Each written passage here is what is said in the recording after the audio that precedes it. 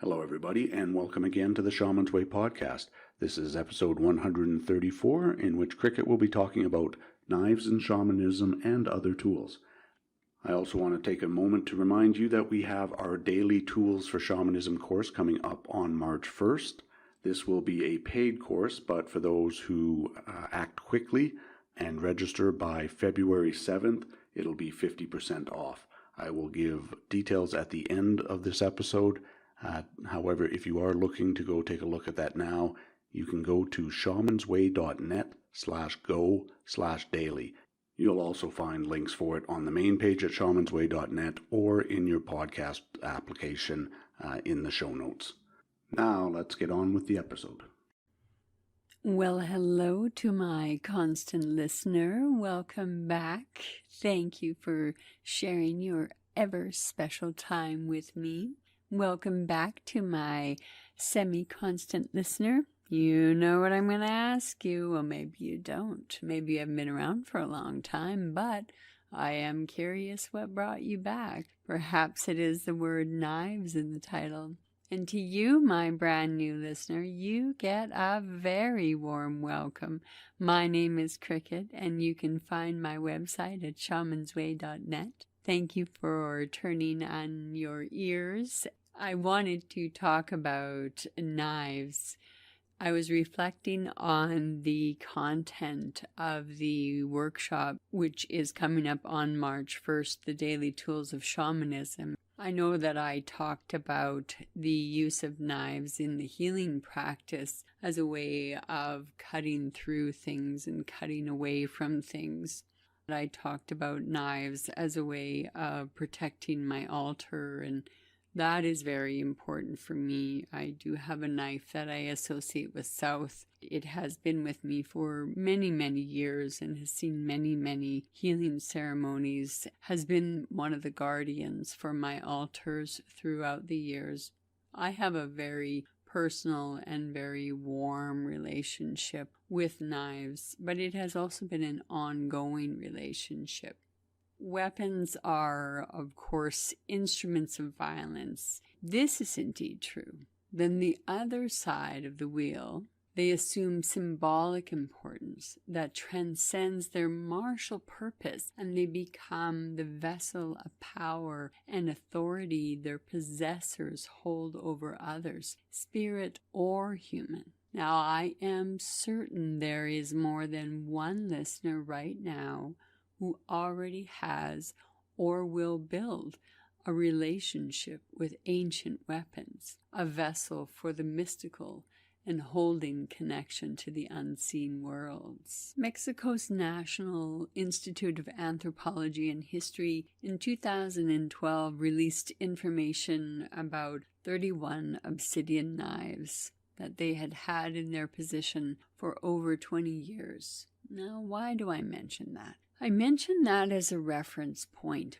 for the relationship between knives, both, as you'll see from this little bit of information, both as weapons as well as tools of spirit. The use of knives is longer than even 2,000 years.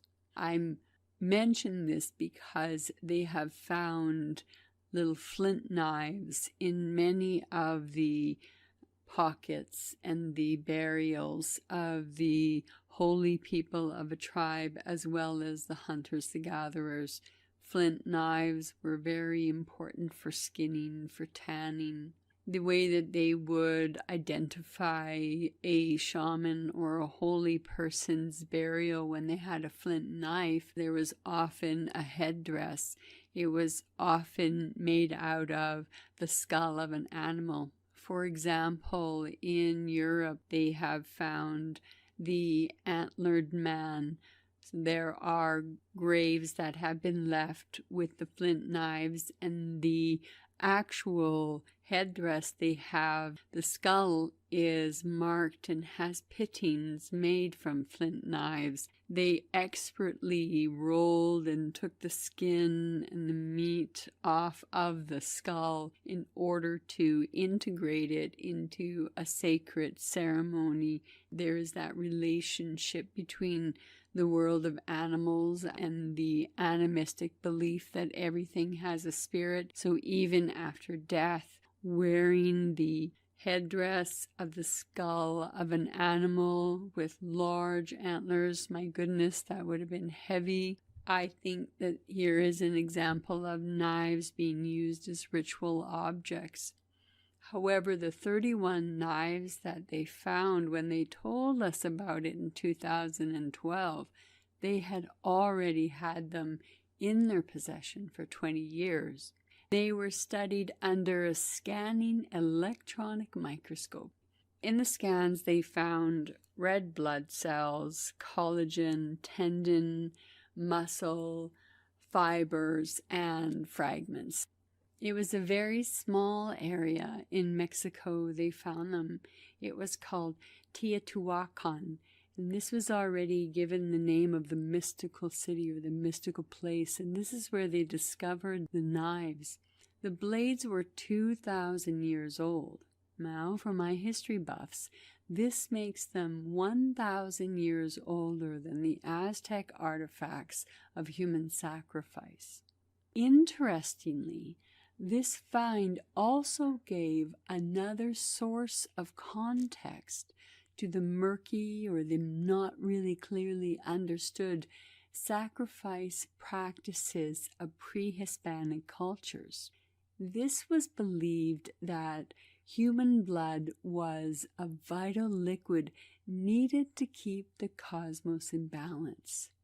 Two sides of the medicine wheel. I'm not here to discuss the right or the wrong use of knives. I want to talk about how knives have evolved for me as a practitioner, as well as for a person walking and slicing through her own illusions. When I talk about knives in the daily tools, I discuss it from a practical application. For those of you listening for it from a relationship of tools, I want to tell you that the relationship to any sacred object, especially a weapon, it determines the balance between the ego and the spirit. The use of weapons as sacred objects require a certain level of possession. Now, I don't necessarily mean spiritual possession, but I could mean that if that's your practice. But that possession is that interrelationship. So I, as a knife holder, I am fully aware that I have an entirely deadly tool in my hand. It is not called upon me to use this as a deadly tool. It is rather called upon me to use this in a healing sacred space. The practical applications would be using it on the skin, using it as a way of severing ties, however close to the body. I like to come fairly close to the body and feel it as a very physical, very tangible, very manifested way of using a knife. When I first encountered knives in my work, I used them as an altar protection. I hadn't yet gone deeply into the healing practice to include psychic surgery. The use of the knife at that point was a tool that I could use to cut a hole into the sacred space that I was using. If I built a medicine wheel using river rocks or a wheel itself around a person in the center that I was working on for healing work, I would build it. If I had drummers, if I had the luxury of drummers to aid me, they would also be inside the circle. The knife then I would use as a form of division between the world of the mundane and the world of the sacred that rests within those stones. That's a practical application of the knife. The use of strength and sound is the rattle at times also forms for me a knife. If I am creating sacred space outside, I use my rattle with form and intent, very razor focused energy as I dance in a circle or dance in whatever shape or form I need to, calling and singing the spirits. And I use my rattle as that defining and definitive separating space between the world of the mundane and the world of the sacred. And then I would line that with either pieces of wood or whatever was natural and available to me, and what the spirits and I had agreed upon as a form of ceremony in an outdoor space that requires a conversation that isn't related to knives or tools, but it does relate to insight. But I'm not going to go on that tangent. Knives were an evolution for me in how I worked in the spirit world. My very first knives, I know I've talked about before, they were my boot knives, and they grew over the years.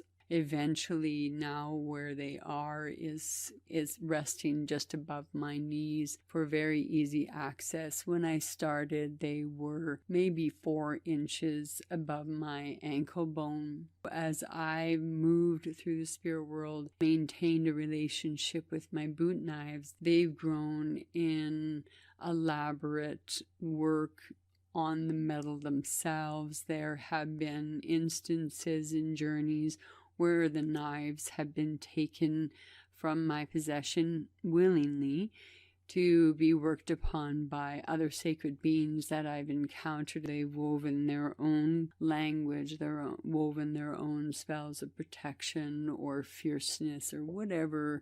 Those are details that are between myself and who help me alter and strengthen my boot knives. One of the other sources of knives and swords that I have used have also grown over time. The knives were the very first thing when I encountered the use of blades from other spirits. Oftentimes they would come in the form of a sword. Over time, I was given such an indeed sword. Now I've been given 2 swords, the abilities over the years to perfect a form of warrior and relationship, in fact, even a spiritual bond between my knives and myself, my swords and myself. We are as one, we work as one. And then I've had other blades given to me through the years, blades that I've also created in the years, the various gifts that came with them.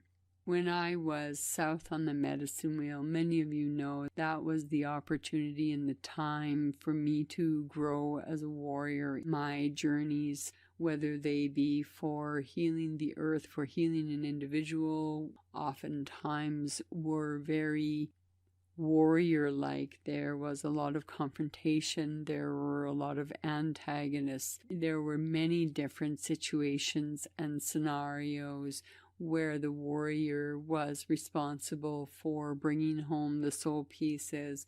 There are different ways of using swords. There are different ways of using these vessels of sacredness. As I moved through South and really honed my skills in battle and honed my skills in hand-to-hand combat, in reflection, I've moved south along the wheel. It does not mean I do not have my retinue, knives, and swords with me at any point in time. That would be silly. Why would I do that? There is also part of that self-healing journey, that part of the self-healing, the wrestling with huge battles, the bringing into sacred space, the anger, the fighting, the battle for soul, the battle for sacredness, etc., etc. As that part of my own self that really needed expression, that part of the warrior, my own rage, my own building of self-confidence, my ability to rely on myself to keep myself safe. And these are the echoes and the changes that were manifesting in my 3D reality that I live in. as I encountered the darknesses and the shadows for the individuals I was working, as every healer knows, with the healer encounter, the healer also heals, whether necessarily within their own selves or also for the generations that they represent or the generations that follow with them. The use of knives now has become a muscle memory. I have had the chance to be able to work and walk from using knives as a form of gaining access, gaining the upper hand, gaining power over, to gain my end or to bring my end to conclusion has shifted. I no longer need to represent that part of it. It was very important for me to experience the rescuer healer, to heal the wounded healer, to bring safety to the orphaned and the outcast part of myself. We cannot be without conscious recognition. We cannot affect ourselves in the spirit world without affecting the 3D reality we live in. The battle for a soul was also, in reflection, not known at the time, a battle for my own soul. If someone had even recognized that and told that to me, I was so full of warrior and righteous warrior, I never would have heard those words. Never. But we grow and we learn and we share, grow up in spirit. The use of knives as tools and as reflection and insight. Now the knives for me are very specific tools. I have been working with surgery for many years in the healing room, as well as in the spirit world. So the knives now have become tools that are so accurate. They have built their accuracy. I have learned to see through the end of a blade the way the end of the blade can see where my eyes are directing the blade. It is that relationship. One gives the other returns, so on and so forth. I don't know if that really speaks to every single person. I know that in some traditions, such as the Wicca and witchcraft, oftentimes there is the use of a ritual or ceremonial knife called the atham, the athame. I've heard various pronunciations. This ritual knife is used in, I believe, similar ways to what I have described from my perspective of building a barrier and building a safe zone. Comes from that this is my protector. This has got me through XYZ. This has been able to give me strength. I want to also let you know it is possible to become complacent in the spirit world. It is possible for you to, in this world, also become overconfident.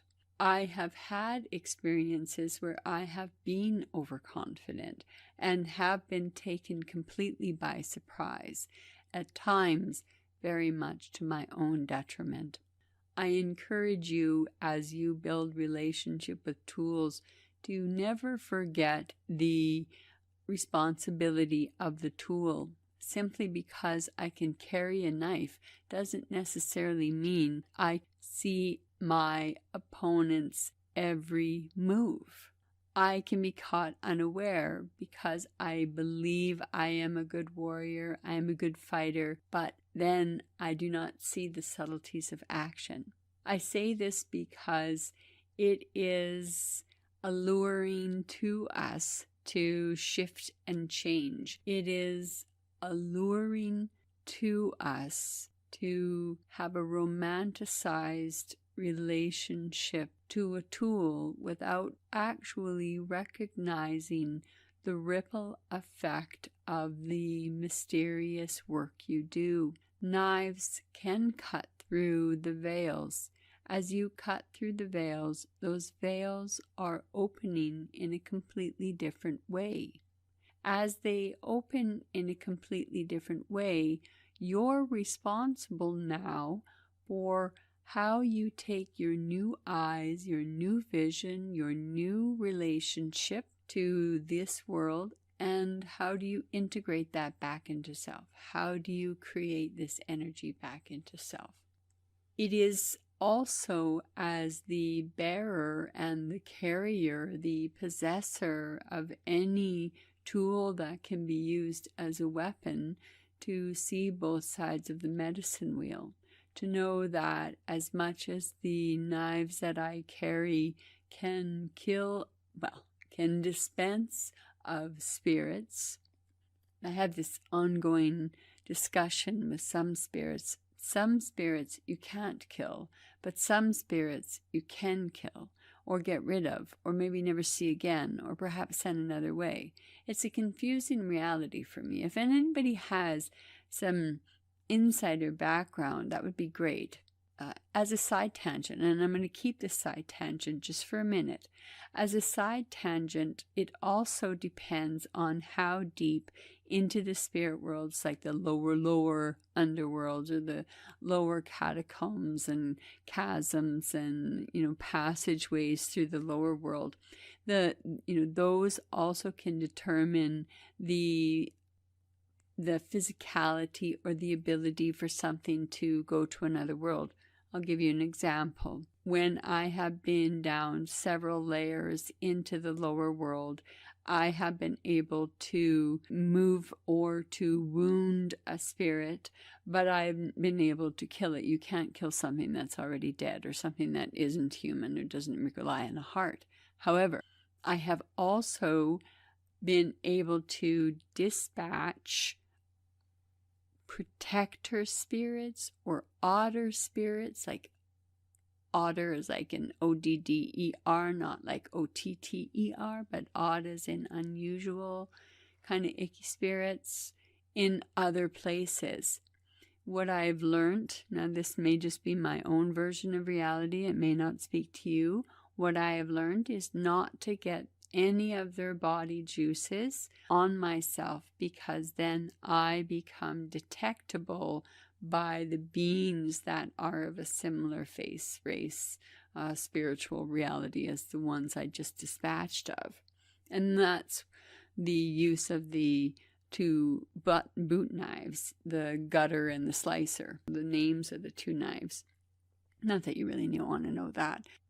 So to get off that tangent and to come back to the sense of responsibility, there is a relationship to the outcome of what you're doing. If you are using knives in ceremony and altar or in the spirit world, what is the intent of the outcome? To imbue that sacred responsibility not only to yourself, but also to the weapon, the sacred object, the mystical object you're using. It's important to communicate that to whatever it is that you're using. I also make sure that I don't do it every single time, but I do take back from my knives and from the other tools that I use for protection. I take back my ask of them. They perform the deed. It's just like a matter of giving them an energetic or spiritual bath. That's just my practice. I recognize that the tools I use in this world do have an energetic connection, and energy can leave a weight.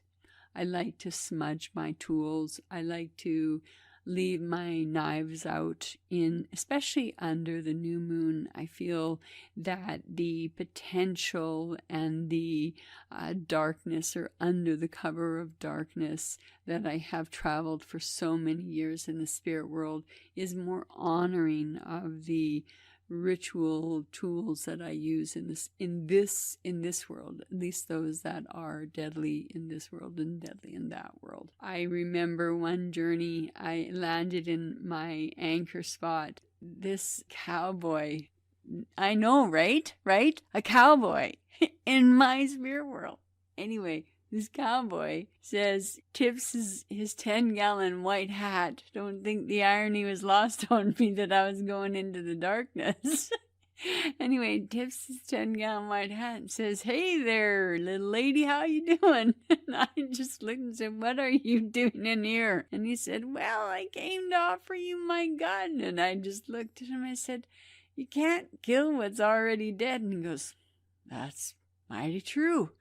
Tipped down his hat, reholstered his gun, leaned against the tree in my anchor spot, and was soundly asleep, I'm sure, before I got 200 yards into the entrance of the underworld. I hope I've given you at least one or possibly two things to ponder with the relationship between yourselves and ritual objects that can be used in a deadly way. It is the place of each of us to be members that speak about our own practices or our own beliefs. If you don't share them with me, I hope you share them with other people. It is only if we share an alternative version of weaponry and the two sides of the medicine wheel, the ability to heal inside and outside using knives as tools, as well as tools to cut through your own bullshit, especially in the spirit world. There are many times that I know what I have encountered in a battle of wits and physical feats of strength and flexibility.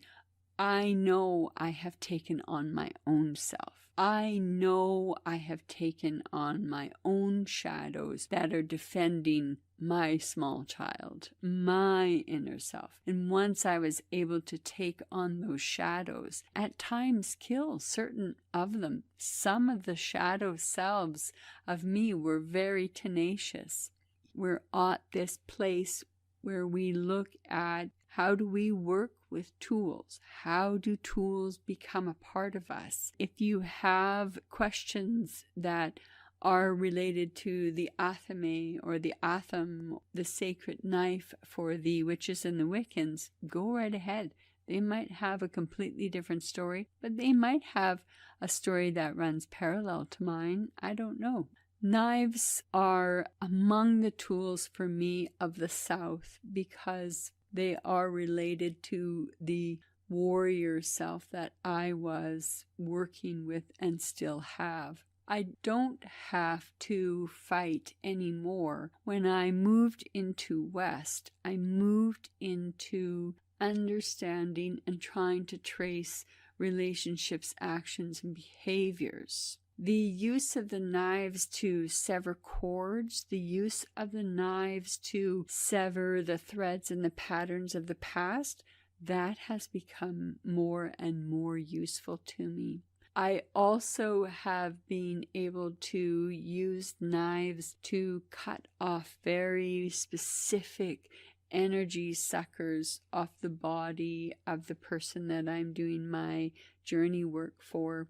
It is uses that you will find and diverse ways of implementing tools into your daily life or into your spiritual life or into your monthly practice, your 6-monthly practice, whatever it is. There are beautiful ways of expressing tools. I have a short sword in my healing room that is used to guard the waterways and the waters. Slippery spirits are less likely to come into my healing room. I have a knife that sits squarely in the north to cut the ways for the ancestors to walk into my healing room so that I may be aided and helped by them as I work. And I don't forget to close that entrance way for the ancestors, especially when I close my healing room and I know I won't be working for some time. That gives the spirits and myself time to retreat to our own spaces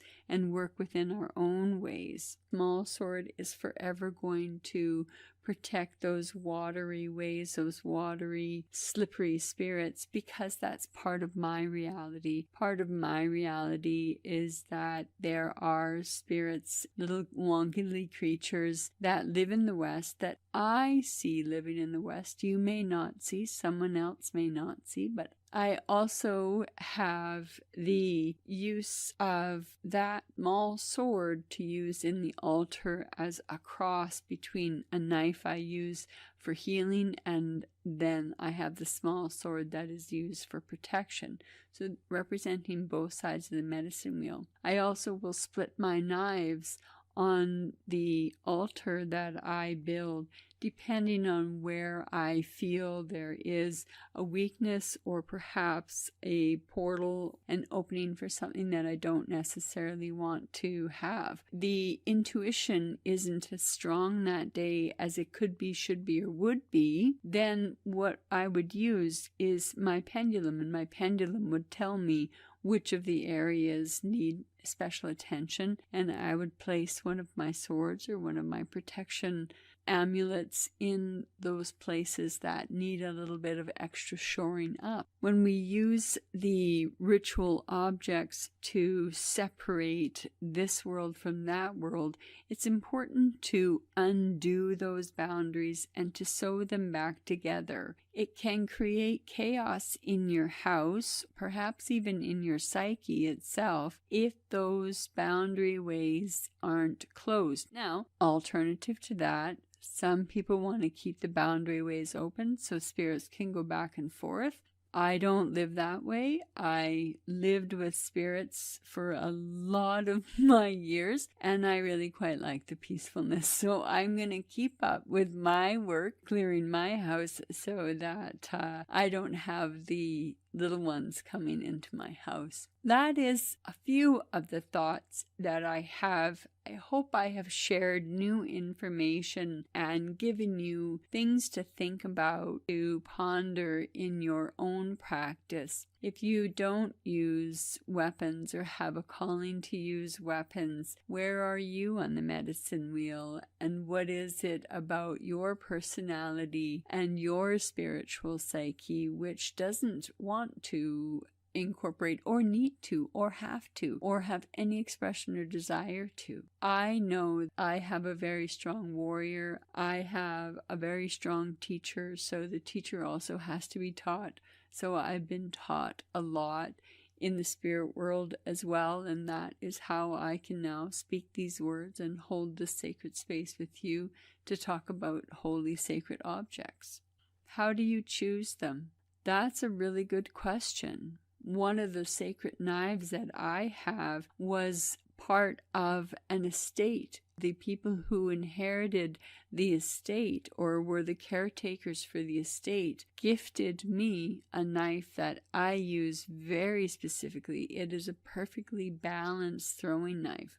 The short sword that I have was also a gift. I accept the gifts of protection from the people who are called to give that to me.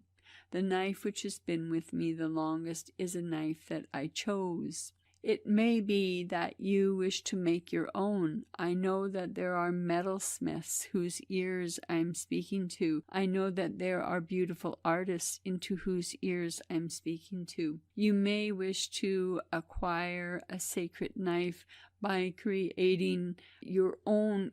There are a plethora of individuals who are willing to sell those wares throughout the web. And if that speaks to you, by all means do it.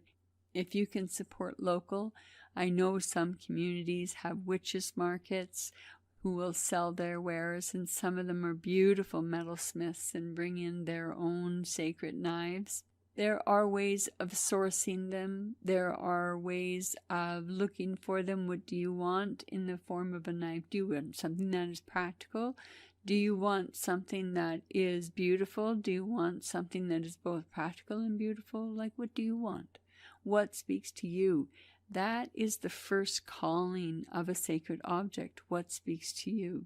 And some people walk by and know, oh, that's it, and have that impulse to create relationship right away, whereas some people spend a long time looking for the right companion on the spiritual road. Both of those approaches and everything in between are perfectly right. I like to receive sacred gifts. For me, that's like a wink and a nod from Spirit. However, I also know that I have been blessed with an incredibly generous community around me who have given me so many beautiful objects, ritual items throughout the years.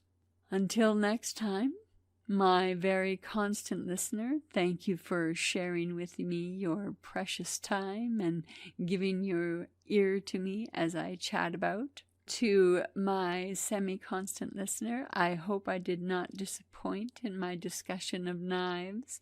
And my brand new listener, if you have made it all the way to the end, congratulations and welcome.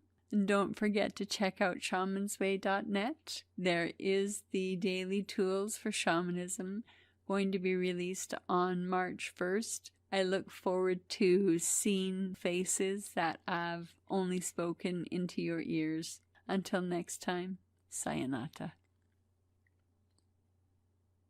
Thank you again, everybody, for joining us here at the Shaman's Way podcast for the Daily Tools for Shamanism course.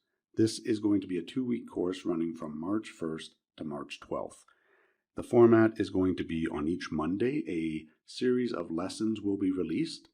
These will be about 3 hours worth of lessons each week and will contain video content of Kriket walking you through the various tools that she uses in her shamanic practices, including drums, rattles, knives, etc.